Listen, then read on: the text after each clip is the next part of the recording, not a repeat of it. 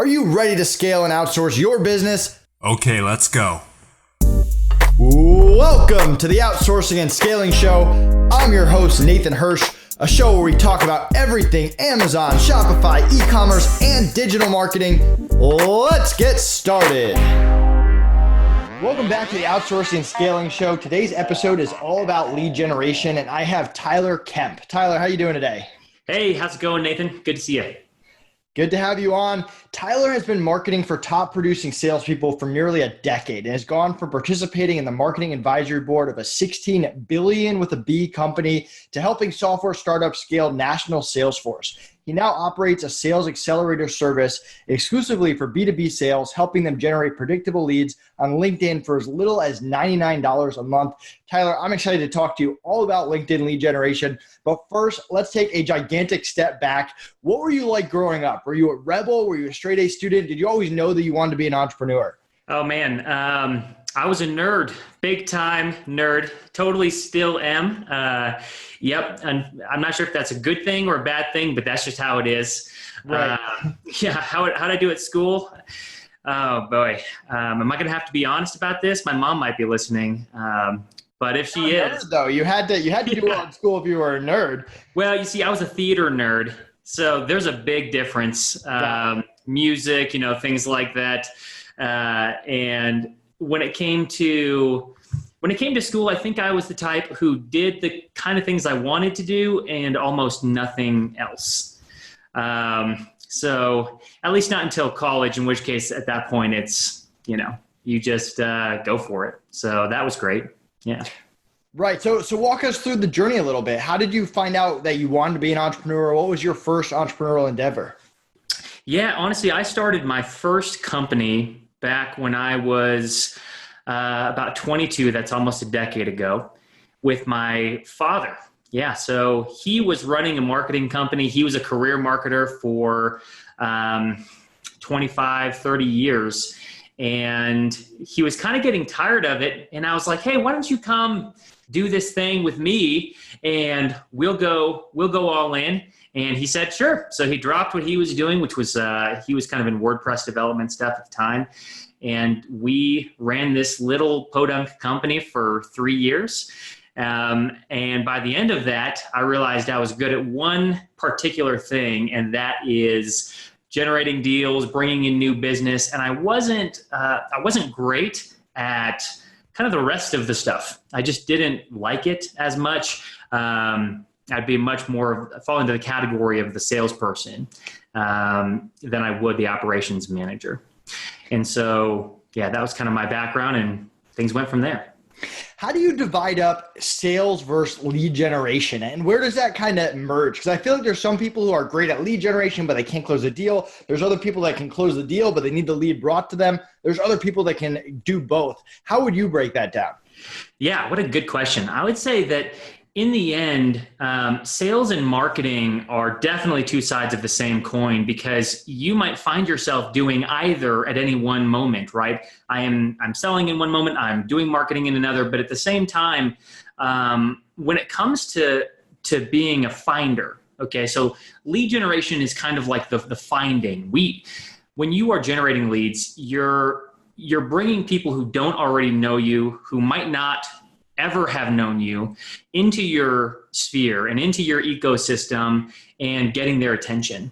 Sales takes over when, well, I've got their attention now. I've got to close that deal. I've got to get this person to know, like, trust me, and if it's a good fit, work with me.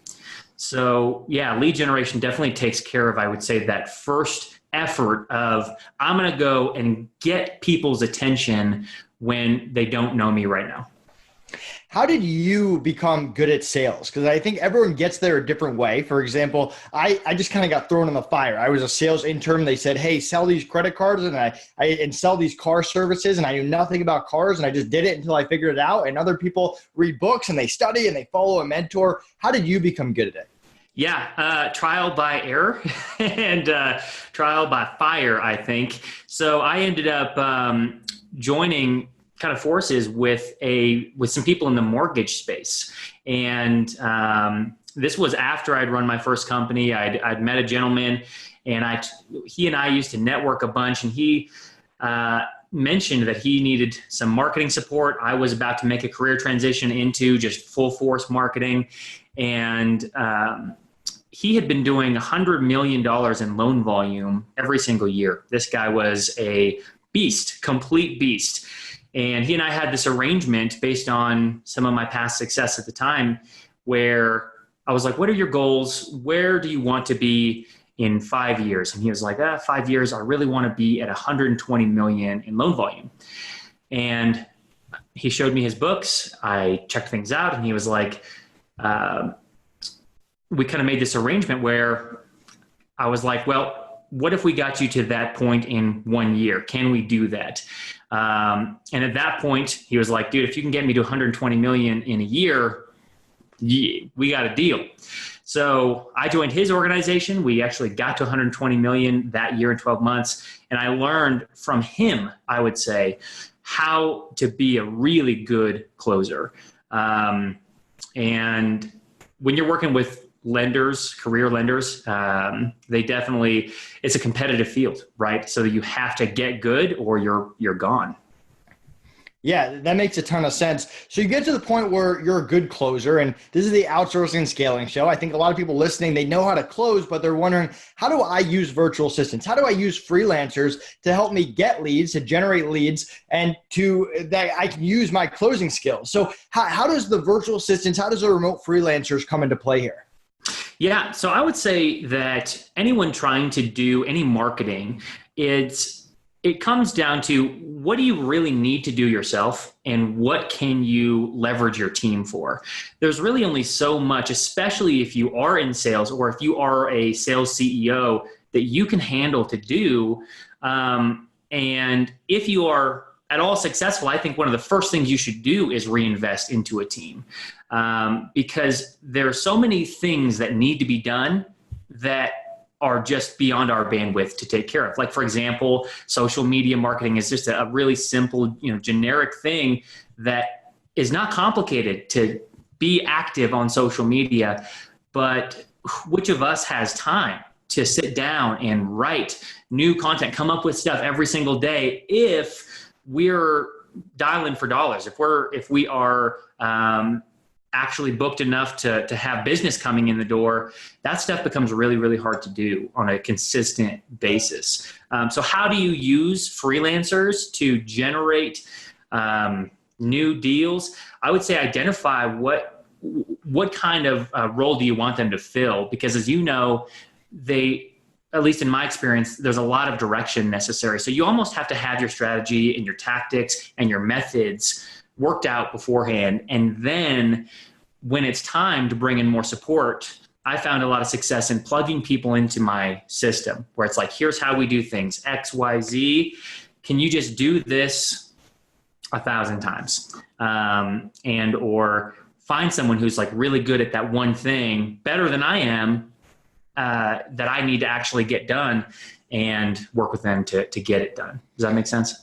Yeah, so I always say there's 3 different levels of people you can hire. You can hire the followers, the virtual assistants, the non-US VAs. You can hire the mid-level specialists, the graphic designers. Maybe they're good at a social media channel or they're good at writing. And then you got the experts, the PPC experts, Amazon, whatever it is. So are you saying for lead generation, you're tailoring more towards those followers, the non-US virtual assistants?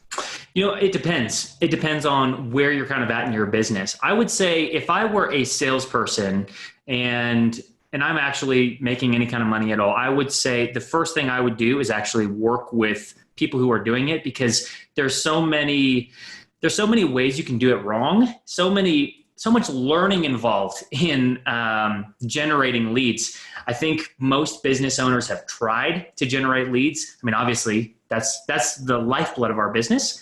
Right. And if you're struggling with it, and you haven't been able to do it successfully, then it's going to be really hard for you to tell someone else who's a follower what to do.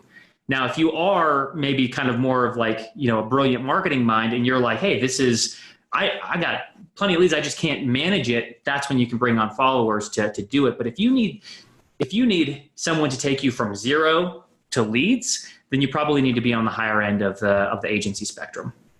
That makes sense. So let's say that a service provider, they're listening to this podcast, they're saying, I want leads. Where do I go to get my leads? There's so many different channels from Facebook to LinkedIn, which I know you specialize in, to going to conferences. How do people figure out where they should be spending their time and where their leads are located?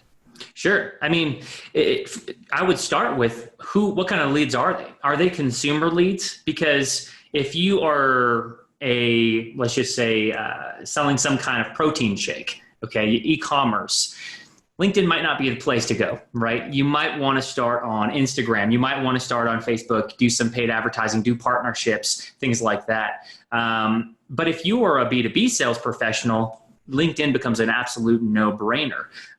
If you sell to other businesses, or even if you can get referrals from another business, that is something we've had a lot of success in, is use LinkedIn to network. A lot of people think of it like a resume. It's just a virtual resume, but actually it is a business network. It's kind of like you go to a networking group with people you don't actually know right now, and except at hundreds and hundreds of thousands of these people, and you know everything about them just by looking at their profile or by using LinkedIn's advanced search filters. So, we started off, we actually didn't begin in LinkedIn. We began more broad. Facebook ads were definitely the propeller for my career for a very, very long time, because, if you and I were talking 5 years ago, we would be talking about Facebook ads right now. And that would be the thing that is the big buzz. But I think what we're finding right now is that LinkedIn is starting to generate that buzz, because I can generate a lead without a landing page, without any paid ads or complicated funnels, without any kind of variable cost of any kind. In fact, for our customers, we do lead generation at a fixed cost. So there's no question how much it's going to cost them. There's no hourly anything. It's all flat rate. And that's really, really hard to do in any other platform. That makes sense. So when I think of LinkedIn, I think of all the spammy messages I get, right? If I open up my messenger right now, I have a ton of messages from service providers, and I think some people are just sick of getting them. How do you stand out? How do you deliver a good message? How do you get in front of your lead without turning into all the other spammy messages that people get? Oh man, another fantastic question. I think everyone gets a little tired of those, to be honest. Right. In the end, there's one thing that is going to separate you and your message from the pack, and that is relevancy. You need to be relevant to somebody. The other thing is to be different. I've always had a philosophy, which is different is better than better. To be different is better than to be better. And in an area, there's like ads, right? If you serve an ad, you ask the same question. How do I get my ad seen instead of all the other ads all over the place? How do I get them to click that link instead of all the other things? And I believe that human connection is what's going to continue to win in the end. Can you give us an example of how you were able to stand out with one of your clients? Yeah, absolutely. So let me think of an example here. Let's take one of my clients is using LinkedIn to recruit new directors. So this is a VP who wants to hire new directors and bring them on to their program. I would say in order to cut through the noise, you have to do a couple things. One, you need to nail your targeting. Okay. So the way you nail your targeting on LinkedIn is to use LinkedIn Sales Navigator. That is their mid-level premium program. So you pay LinkedIn. It's about $80 a month or so. And it does two main things. It gives you access to advanced filters, and it uncaps your account. So if you're on the free version of LinkedIn, it's going to be really hard to use it as a lead gen tool, because you can only reach out to so many people every day that you don't know. If you have LinkedIn Sales Navigator, LinkedIn wants you to reach out to people that you don't know. That is the whole name of the game. It's sales. So you can filter down based on targeting and really dial in and say, I want to see people in this particular industry with this particular title, this particular, you can even say, I want to know people at this company. So maybe there's a broad company and you want to do account-based marketing to that company, right? Let's just even say it was mortgage, and I want to target all of the loan officers across the country in, let's just say, Guild Mortgage Company, okay? Then LinkedIn can give you not just a number of all of these people, but it'll show you their actual profiles to select faces with names. So getting that specific, that targeted is your first step. The next step is to get yourself in front of them and actually get into their network. So there's a variety of things you can do to actually like be successful with connection requests that are cold, but it begins with tailoring. Make sure that you actually know something about them, whether that be where they live, whether that be the company they work for. If you are just copying and pasting a message that doesn't contain any variable component, it's going to be less effective. It's not that it won't work, but it will be less effective. Does that make sense so far, Nathan? Yeah, it does. Okay. And so once you've got that connection, it's going to be actually, even before the connection, your job is going to be, how do I get myself in front of that person and get them to connect? And one other factor here before I move on to kind of the nitty gritty is your profile. So if your profile isn't tuned for sales, but without being too salesy, meaning you don't want your profile to be a bunch of noise. You do want your profile to be relevant and specific. I would say my best advice to someone tuning up their profile is don't make it about you, make it about your prospect. If you're in sales, use your description, use your title, and all of the space you have to resonate a singular message with your prospect, their pain and problem, not yours. And that is going to really help you when you're reaching out to somebody you don't know to get them to actually connect with you. Sorry, keep going. No, yeah, well, that's okay. I was going to say, well, from there, I guess the next stage is how do you build that relationship? Because you can connect with somebody, then they never hear from you again, and you're not do any business with that person, right? So really cutting through the noise in your follow-up messages at that point is going to be the first step that you would do. So how do you cut through the noise? And same principles apply. Be relevant, be human and intimate, and make sure that you're not pushing a sales message in your first message, unless you're dealing with a certain company that if you just really don't want to waste your time and you're just like, some people, it actually works best to just introduce, hey, I do this, any interest at all, and that can work. But honestly, I would focus on relationship first, always relationship first, especially in any high ticket sales. What are some of the common mistakes you see that people make on LinkedIn? I mean, I'm sure you deal with this all the time. You're reviewing lots of people's profiles. You're working with different clients across different industries. What are those mistakes?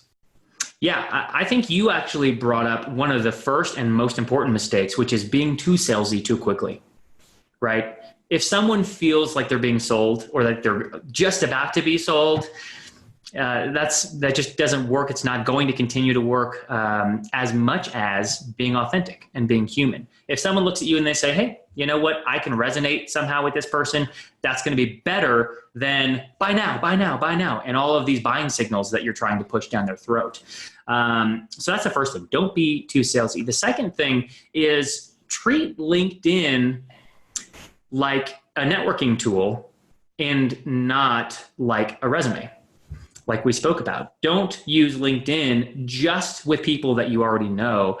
I think a lot of us, even just a few years back, have kind of had this mindset, like I'm only going to connect with people that I know.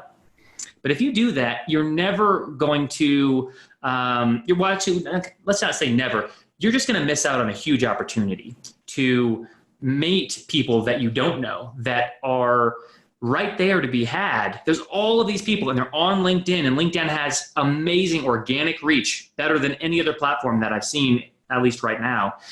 And to miss out on that would mean missing out on sales. So if you have this mindset that I'm only going to connect with people that I know, that would be a mistake. And then I guess the final mistake that I would think of is make sure that you're actually investing in content generation.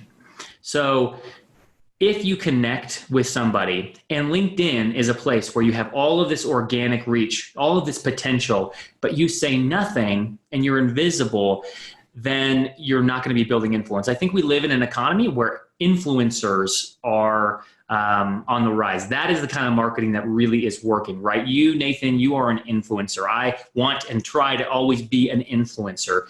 And that, if we are building up these personal brands on LinkedIn, even if you work at a massive corporation, people are going to buy from you. So serve content to make sure that people consume value before trying to make that sale. Tyler, this has been great. I learned a lot about LinkedIn. Where can people find out more about you, and what are you most excited about for the rest of the year? Oh man, I'm just pumped, man. People can find us or me at venturetactics.com. We're actually going to be going through a rebrand here pretty quickly. We are at that stage of growth where we're just dialing in and doubling down and expanding our brand. So we're going to be changing some things. So look out for that. But I am most excited. We are on the verge of figuring out some things on how to get massive amount of people into our ecosystem and massive amount of people into the ecosystems of our clients.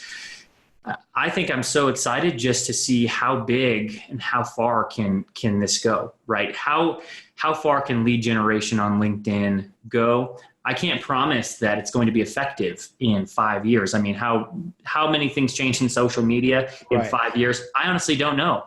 What I do know is that right now, this is working like crazy. I mean, better than our Facebook ads, our Instagram ads, our YouTube ads combined.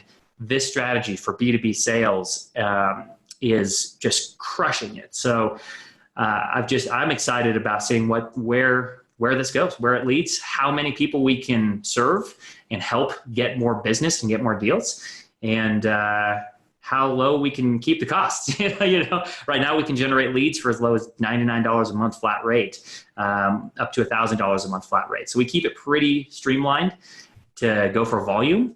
And that's where we hope to be able to keep it. Awesome. Thanks, Tyler. Thank you, Nathan. Hey everyone, thank you so much for watching. Did you enjoy this content? If so, click like, leave us a comment, and subscribe to our channel so we can continue bringing you great content all about hiring.